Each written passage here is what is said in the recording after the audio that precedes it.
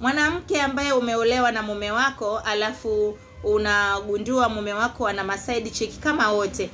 Kina Amina wote ni wake, kina Mwajuma, kina Sauda wote ni wake. Na ukifungua tu simu yake, yani unakutana nao hawa hapa na meseji zao. Na wakati mwingine unaweza hata usishike simu, ukashangaa tu message vinakuja pale juu, unaona kabisa wanachat. Yani ni kama mwanaume pia amekuweka wazi na hao mahawara zake.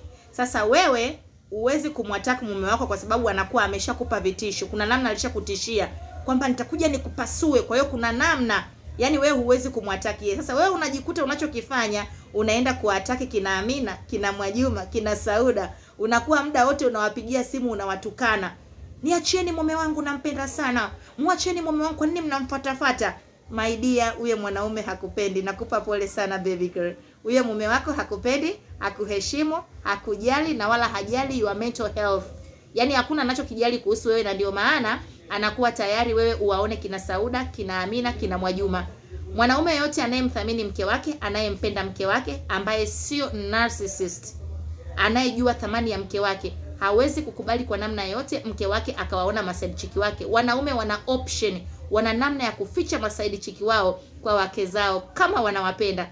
Lakini ukiona wewe ni mke wa huyo baba na bado anakuweka wazi na masaidi chiki wake wote, sasa wewe ndio unakuwa mtumwa wa kuwapigia simu wale masaidi chiki, unaanza kupambana nao. Acheni mume wangu, nakwambia nitawaroga, nitafanya hivi. My dear, wewe mume wako amesha take advantage of you. Ameshajua kabisa wewe huna standards. Wewe ni mwanamke ambaye hujiheshimu, hujipendi, na ndio maana anakuonyesha hata masaidi chiki wake hadharani, wazi wazi. Ukishika tu simu, cha kwanza ni message ya Amina, baby ile 200,000 nimeipata, thank you so much. Mara message ya Sauda, baby sasa tunatoka lini? Uliniambia tunaenda zetu vacation. Unakutana nazo. My dear, wewe hupendwi baby girl. Fanya vya kufanya utoke, run for your life. Run for your life baby girl. Wanaume wana akili sana. Wanajua wanafanya vituko kwa mwanamke wa aina gani. Yaani wanaume wananusaga. Ni kama wale mbwa wa maaskari. Wanajua kabisa humu kuna jambazi, humu kuna madawa ya kulevya. Yaani they know, they can understand, they can smell it. Kwa hiyo wanaume pia wana smell kwamba huyu dada hajiheshimu, hajithamini, hajipendi. Yes. Kwa hiyo be very very careful mdada, mwanamke ambaye uko hapo. Yaani wewe sasa ndio unatukanana na wanawake wa mume wako. Yaani wewe ndio unapambana nao. Hapana.